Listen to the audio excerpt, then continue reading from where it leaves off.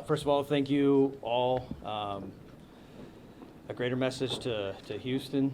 This is where I was born. This is where my father and my stepmother lived their entire lives. And I think we've all experienced a very difficult time with this case. We've all certainly have been in a position where we question the men and women that are supposed to protect us.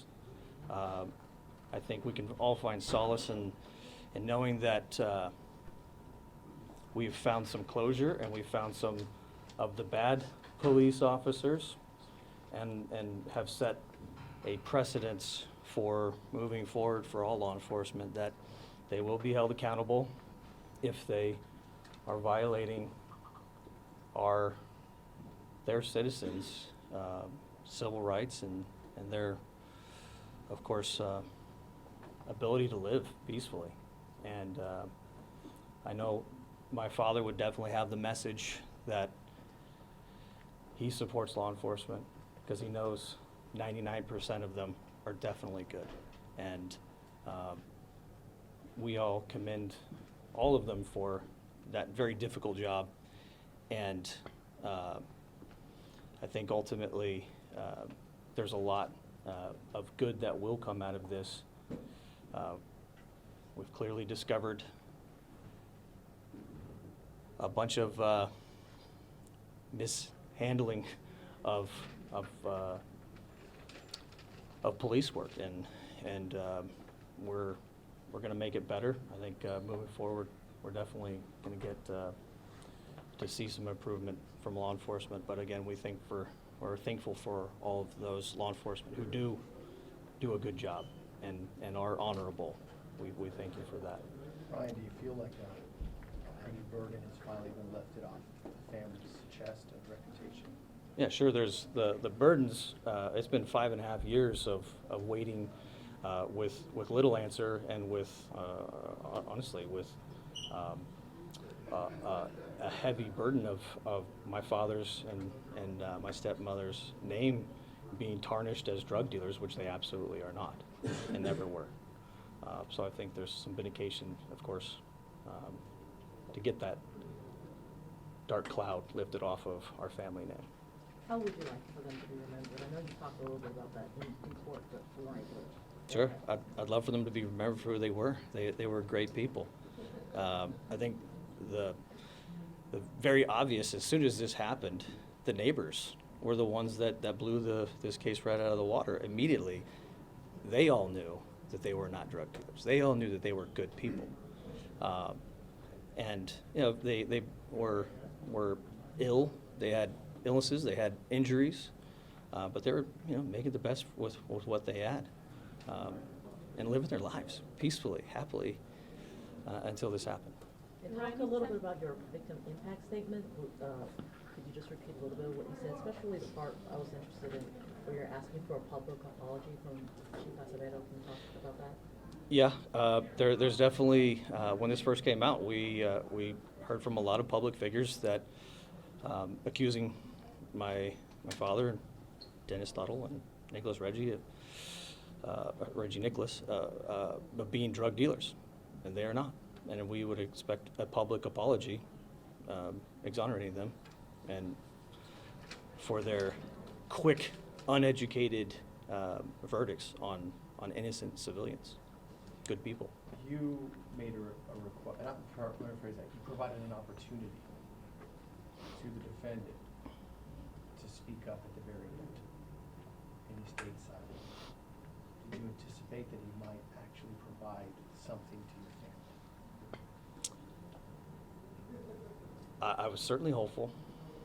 Listen, I think the man lived a double life.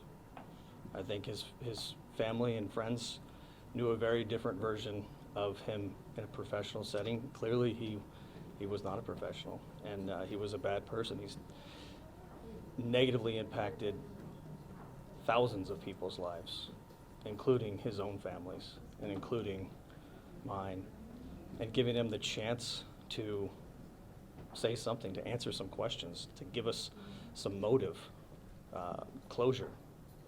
I wanted to at least give him the opportunity. He declined.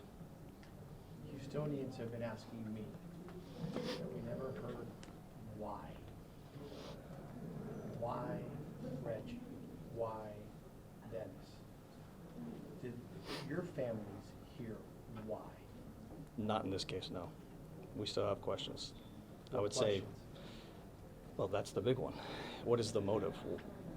You know, why their house, we know that it was baseless, but we don't have an answer as far as what the motive was. Hopefully, we'll continue to press and maybe someday get an answer. What was it like? Just sitting through 5 weeks every day, coming here, listening to all the stuff. Some of it good, a lot of it really terrible about people you love. I think my takeaway is that justice is messy. Justice sometimes takes time.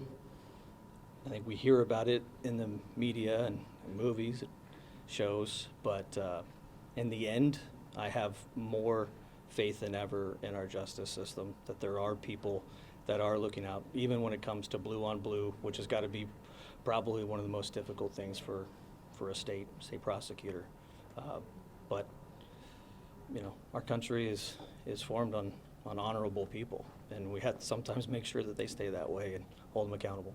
And when you looked at him from the witness stand just now, what did you see? Yeah, I saw a broken man. And I'd like to see some more remorse. I'm not sure that I really saw that. Did you make eye contact? With me? Today? No, never.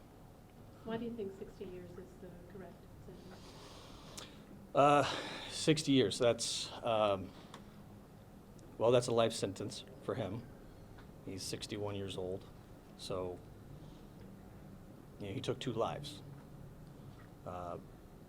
And for that, he's paying with his, and he'll be in jail. I think it was an appropriate and fair sentence.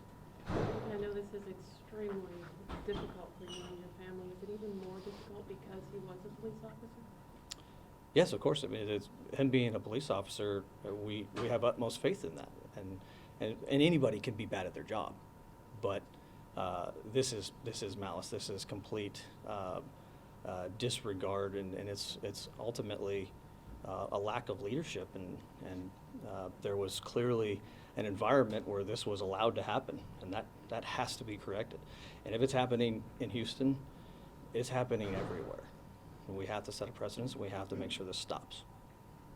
Have anybody in the family talked to Joanne Nicholas? Oh, not just yet, but we Not will. yet. We're looking forward to that.